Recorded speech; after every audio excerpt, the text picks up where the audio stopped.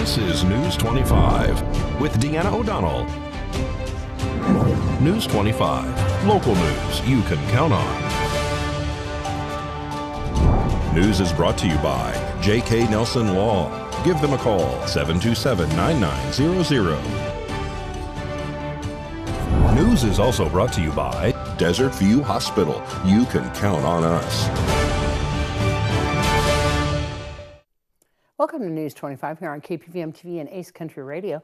Today is Monday, March 27th. Well, an Amargosa man has been arrested for several felony charges after he reportedly assaulted another man who he said owed him money. Nye County Sheriff's Office deputies have arrested a man for attempted murder and other charges. According to the declaration of arrest, on March 24th, deputies were dispatched to the area of G Ranch Road in Amargosa in reference to a weapons offense. Upon arrival, they met with the victim, who stated that he was taking out the garbage to a dumpster when an individual approached him in a gray car. He said that the individual, later identified as Miguel Munguia, said, "I'm looking for you," jumped out of the car and then shot a gun at him and then punched him in the face with the gun. The victim said he heard a bullet whiz by his ear, said when he bent over, he had his head down and then got hit with a hard object, causing severe pain and bleeding. He was able to get away, heard several gunshots, and ran into his trailer. During the investigation, police say that they located a spent 9mm casing right next to the garbage can and in an area where the bullet impacted the ground. Deputies say that they made contact with Miguel Torres Munguia. Munguia originally denied any involvement with the incident and stated that he just got home from work. Munguia consented for the police to search his home and car, according to the report. During the consent search, police say that they were able to locate an unused 9mm ammunition inside his bedroom, and that matched the shell casing found at the scene. Officers also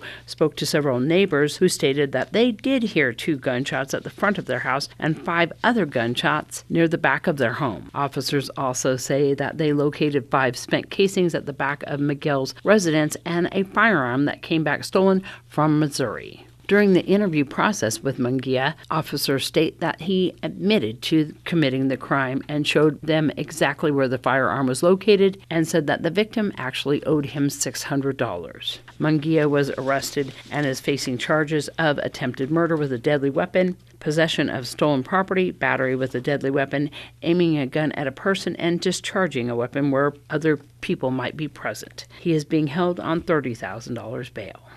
Well, police arrived at a reported burglary today in progress on Pahrump's north side.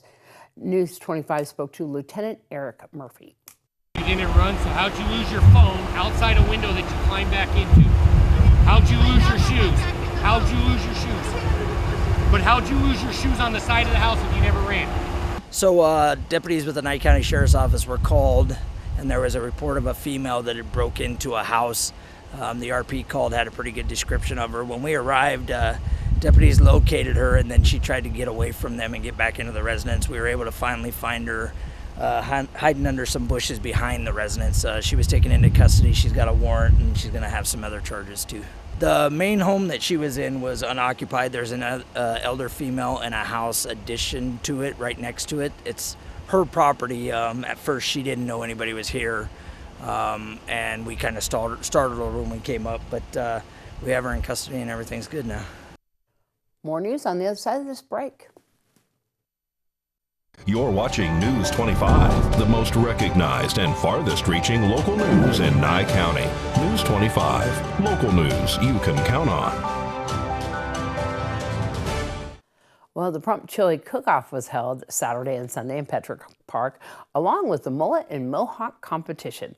The International Chili Society competition was on Saturday, and the Silver State Chili Cook-Off competition took over the park on Sunday. We caught up with Kelly Sater and Alicia Lewis to find out more. Great turnout, actually, considering the weather. We weren't sure how it was going to treat us today, but no, I was looking around, and that may have been more than last year. I think so. I think we were sold out by like 1, 2 o'clock. Yeah, normally this event goes till 4.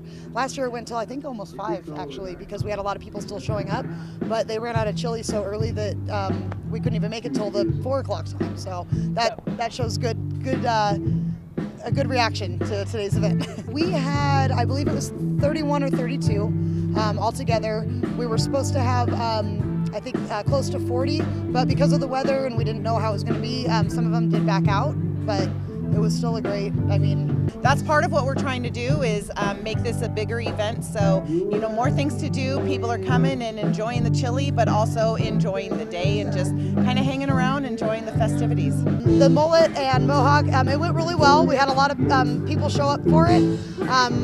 Alicia was actually there to announce the winners and everything for that. So I believe we had a child win the Mohawk one. Ron started this 10 years ago. So this is a 10-year anniversary of him starting this.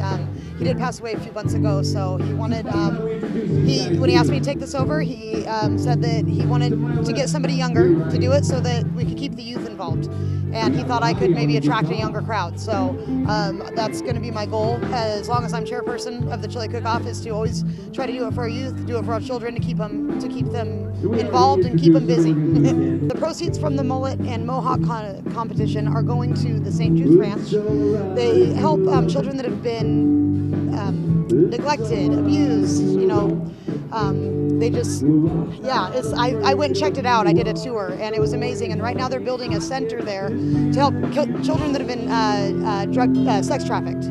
So right now, when kids are found with that, they get sent to juvenile detention. They have nowhere to go when they get rescued. So it's kind of almost like a punishment, like you're found and now go to jail. And so they're building a place for them to go, for them to get education, to get learning, to get help, to get therapy, everything. And they don't boot them out when they're 18. They help them until they're 25 years old, which is great. They help them get jobs, school, everything like that. And they go completely off donation.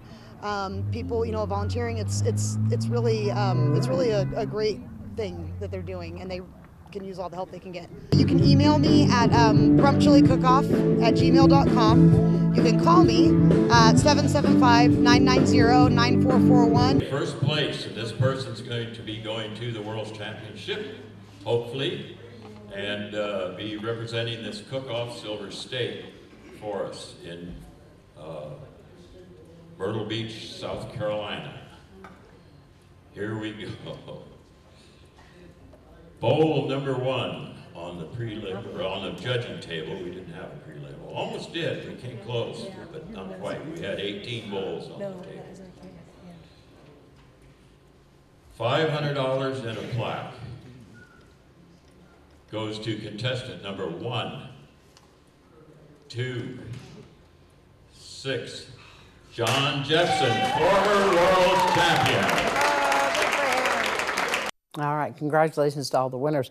And that this chili cook-off benefited, of course, St. Jude's Ranch and also the Pahrump Valley Youth Activities. And we are going to have an interview with them tomorrow and some of the kids and how you can get involved, of course, and sign up and donate to Pahrump Valley Youth Activities on tomorrow night's newscast. Well, Buddy is a beautiful yellow lab-looking dog that Pat Lemming from Never Forgotten Animal Society says is a husky mix because of his beautiful eyes. Today's Save a Pet segment is made possible by Realty Executives in Action. Put the team at Realty Executives in action for you. This is Buddy. He is a husky mix, as you can tell by his eyes. He's got one brown eye, one blue eye. He is tan and white in color. He is a larger boy. He is a very, very sweet, loving dog. He is used to being around other dogs. He likes being involved with people. He likes having a run in the yard. He is very high energy, so he is going to require someone that has a yard and likes to get out and do things. He wants to be there doing them with you because that's what he does. And he thinks that he's supposed to be involved in everything, and I do mean everything. He sleeps on the bed, he sleeps on the couch. He just is one really, really sweet boy, and he has not got a mean bone in his entire body. He's just one big love, and he likes to be scratched. Loves his belly rubs. He likes his food. He likes his toys. He's just an all-around very, very sweet, loving dog. So if you're interested in Buddy, his adoption fee is $250. That includes his neuter, all of his vaccinations, rabies certificate, and microchip. And he is available here at Never Forgotten Animal Society. You can come in and see him anytime. No appointments are necessary. We're open Monday through Saturday from 10 until 5 every day. And you're welcome to come in and just visit with him. He is just a loving, sweet boy.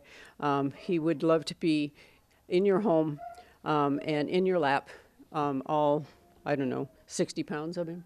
So if you're interested, please come on by. Our number is 775-537-8674. And again, we're open Monday through Saturday from 10 until 5. No appointment necessary. Please come on in and visit our kids. We have pretty close to 40 dogs here. So puppies, older dogs, younger dogs. We've got 16-year-old cats that need homes. So if you're in the area, come on and visit our kids. You're welcome anytime.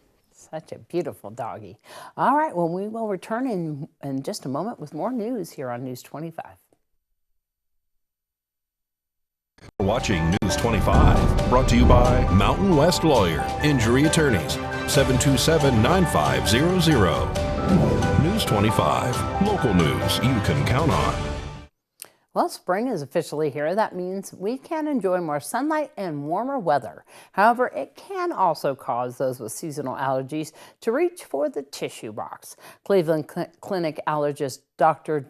Devon Preston weighed in on when people can expect their allergy symptoms to really flare up. So typically probably April, May-ish, because that's when the trees and the grasses start to run into each other. And then you have two different sets of different allergens out there. And also we tend to have our drier weather, our windier weather, and therefore all the allergens are being carried around. Spring allergy season starts in February and can last until early summer in many parts of the United States. During this time, Dr. Preston says those with tree pollen allergies can experience symptoms like itchy or watery eyes, sneezing, and a stuffy nose. He suggests trying a nasal steroid or a nasal antihistamine for congestion, relief, sneezing, or a runny nose. An oral antihistamine can help relieve itching symptoms, along with medicine. Dr. Preston urges people to try and stay inside on dry, windy days to decrease their exposure to allergens. People can also take some simple steps at home to keep their spring allergies in check. We all love the air in the evening, especially in the spring, but closing the windows helps keep the pollen out of your home. So I do recommend people close their windows and use their HVAC system if they have them, and that helps to filter the air in the home. In addition to, if you have pets that go outside, actually, kind of brush them off, wipe them off, keep them out of your bedroom because they carry pollen in on them. And if your symptoms aren't improving, Dr. Preston recommends seeing an allergist.